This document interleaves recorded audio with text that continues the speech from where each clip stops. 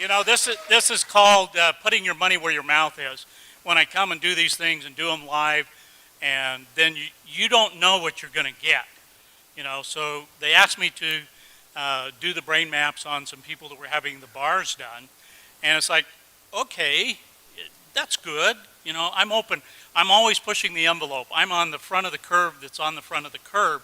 We have to look back to see where the cutting edge is. All I can tell you is when I saw the results, my jaw dropped. I was so astounded. And you got to remember, I've been doing this for 16 years. I have seen brains of every kind and all different kinds of conditions. This is the very first time that I've ever seen a brain do what we are about to show you. I mean, I was blown away. It takes a lot to blow me away. This blew me away.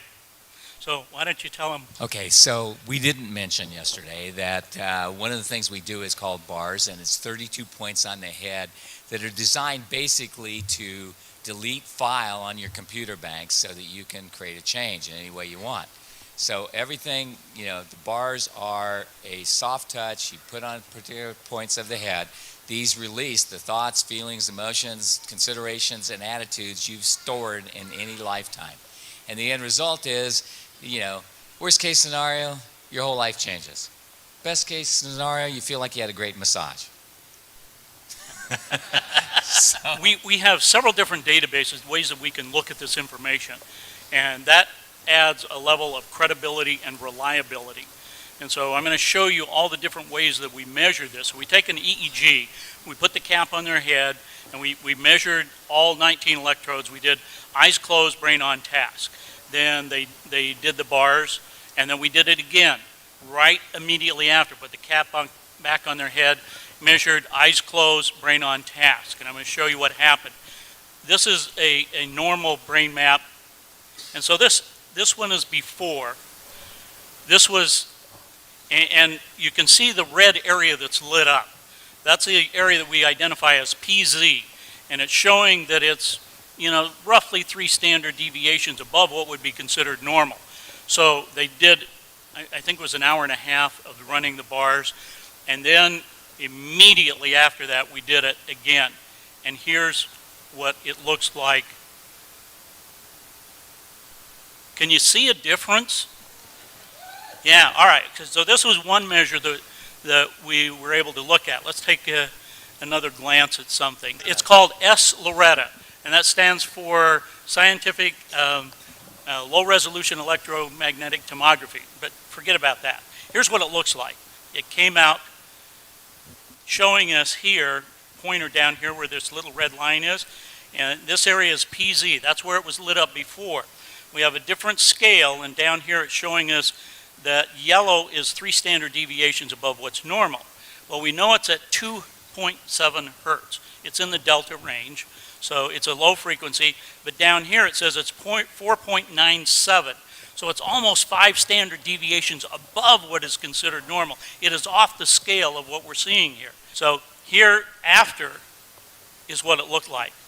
See, you can see the dark color here is the normal range. It's also saying that the change happened at 2 hertz. Okay, well that's all well and nice. There's another part that we look at here that is called the S-Loretta part here. And it gives us a triangulation. So we have what's called an x-axis, this black line here. Then the one pointing up in the air is a y-axis, and then we have a z-axis. So we get this triangulation. It's showing us exactly where. And you see this stuff here in the back of the brain? Well, that's PZ. That's where you just saw, you know, it all lit up. So here's the after. It's gone. It's gone. This doesn't happen in my world of measuring brains. Not in a matter of a few minutes. Now, being the scientist I am, that's not good enough for me. That's great, but I want to see it in action. You want to see it in action? Yeah. For real? All right. So here's the brain, the area PZ that we're looking at there. And you can see the red coming in and out, that sort of thing. This is the playback of the EEG. So we've taken her eyes closed EEG, and we're now playing it back. So I went through and pulled out the pieces that I wanted to show, and they said, okay, make this little movie for me and show it. Now let's look at the after as well. Okay, so here's the after. All right, so that's the after. Let's go to the before. You see it? There's the before. We see all the red there. Then afterwards, we see this. All right. Is blue good? Now, being the scientist that I am, What does the red mean, Jeff? the red means it's 4 standard deviations above what's considered normal. It's just very, very active. Okay, it means activity. Okay, got it. Right. Thank you. So we could get into what kind of activity. It's just very, very active, and it's dealing with focus, concentration, and attention. Okay? So this means the brain's doing this. Okay, that's a scientific term. Okay. Thank you. I like that All right. one. like that term. All right, so being the scientist I am, that's not good enough for me. I want to see the whole picture, okay? You can see the little heads up here, and this one right here in delta. We're going to watch that as it plays through the sequence of events here. Additional things that are down here that we're looking at are coherence. Coherence is how the brain processes information. Okay, thank you. So there is a hypocoherence and a hypercoherence. The blue here indicates that we have a hypocoherence. So what we're seeing happen is the brain is just doing its normal thing. So the phase and the coherence is what allows that higher level of consciousness. So in measuring thousands of advanced meditators over the last couple of years and talking to them and looking at their brain maps, we've been able to determine that this relationship between phase and coherence is very important.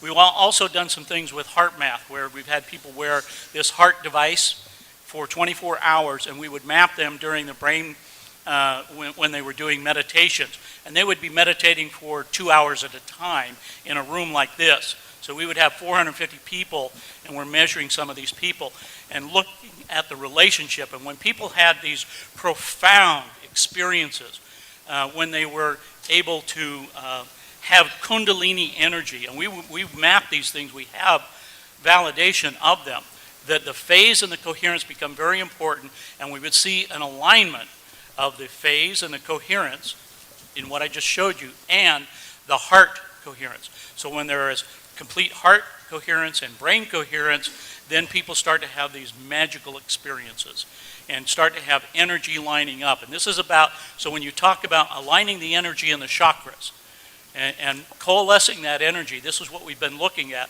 And so what I'm seeing in this bars situation is not only a complete physical alignment, but I'm talking about the alignment with the universe, because there's a part of the brain called the thalamus that regulates all of these frequencies. And the thalamus, at the top of the thalamus, is a thing called the thalamic gate. Now, at the thalamic gate, there are a set of what we call reticular cells. These reticular cells allow other cells to bind to them, and so there's axonal columnar cells that grow up out of the brain, and it comes out right here. And what do we call that? The crown chakra. That's the antenna. So when there is what we call oscillation, vibration from the field, and it's coming in through your crown chakra, going down to the thalamic gate, into your brain, and all of the frequencies are distributed there, then it becomes resonation. The cells in your body are resonating with that energy. So when you have a thought, where does it come from? It starts down in the subcortical regions of your brain. It goes up through the thalamic gate, comes out here, and interacts with the field. Okay, you still with me? Remember yesterday I was talking about 17 seconds? If you hold that energy and you're putting that energy out for 68 seconds, that is wave energy that's coming out, right? Once you hold that amount of time, the visualization that you just heard and that you just did, that kind of visualization, if you hold that for 68 seconds, it now has enough massed energy in the brain to affect particle energy. Okay, that's where the transition comes in. So the longer you hold these thoughts, the longer you work with them, whether it's visualization, mind movies, whatever your technique is, the power of that is absolutely astronomical. Now, to be able to coalesce that energy and to bring it together in what I just showed you is absolutely possible. And I believe we only have, the one person that we processed so far. But as a scientist, I can tell you with what I've seen over the last 2 years and the thousands of people that I've worked with, this is absolutely amazing. And I'm sure that each and every one of you have the ability to harness this energy, to start working with that within yourselves, because it's not the magic of the science. The science just helps you let you know what is happening and how it's happening to you as an individual.